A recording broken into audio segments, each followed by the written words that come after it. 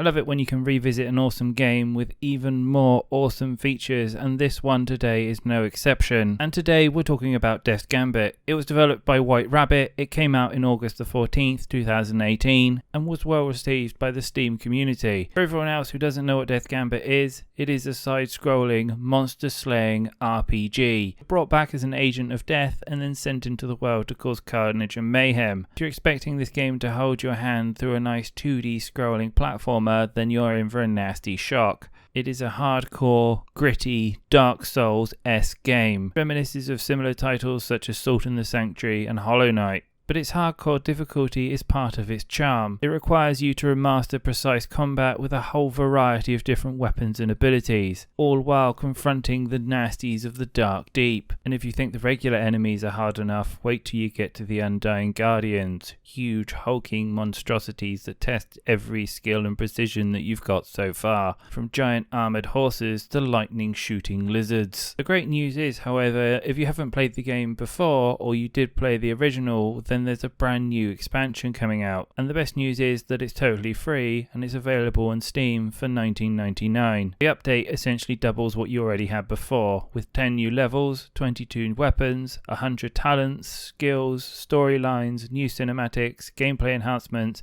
and a whole bunch of other extras. Additionally, what felt was a much needed feature is the new NG+, so once you complete the game, it allows you to redo it on a much harder difficulty setting. There's also plenty of quality of life improvements, including being able to test out your character before you choose them at the start of a game, being able to buy stacks of items from the shop, and also being able to disenchant your items at the start of the game. Additionally, one of the more exciting changes is the implementation of the new hybrid class system. At the start, you only get access to the tree of the class that you've selected, but as you progress and go through the game, you'll get access to the second class tab, which allows you to add in different abilities from different classes. They've also changed and made the talent system more expansive than the original as well, now giving you access to a grand total of 4 talent pages, 2 which you get immediate access to, which are general and your chosen class talents, and then as you progress you'll get access to the third page, which as we've already covered will allow you to multi-class, and to finish it off, the final page is now known as the advanced talents page, and these include things like perfect timing, which gives you gain 10 soul energy if you use an ability within 1 second of it coming off cooldown,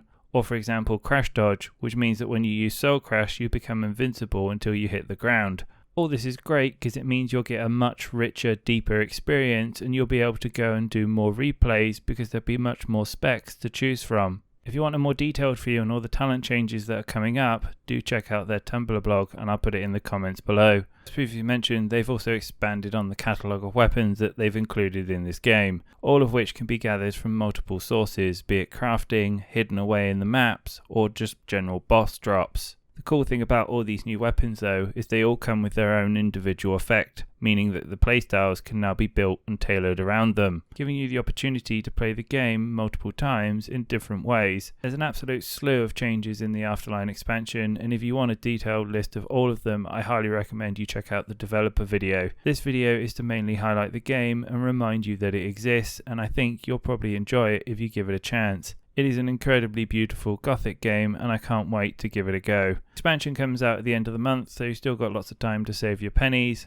but if you want to pick it up now on the cheap, it's $14.99 on Steam. We'll give you a general idea what the game's all about. Until then, I'll be back with more news and reviews soon, so have a great day and I'll speak to you later.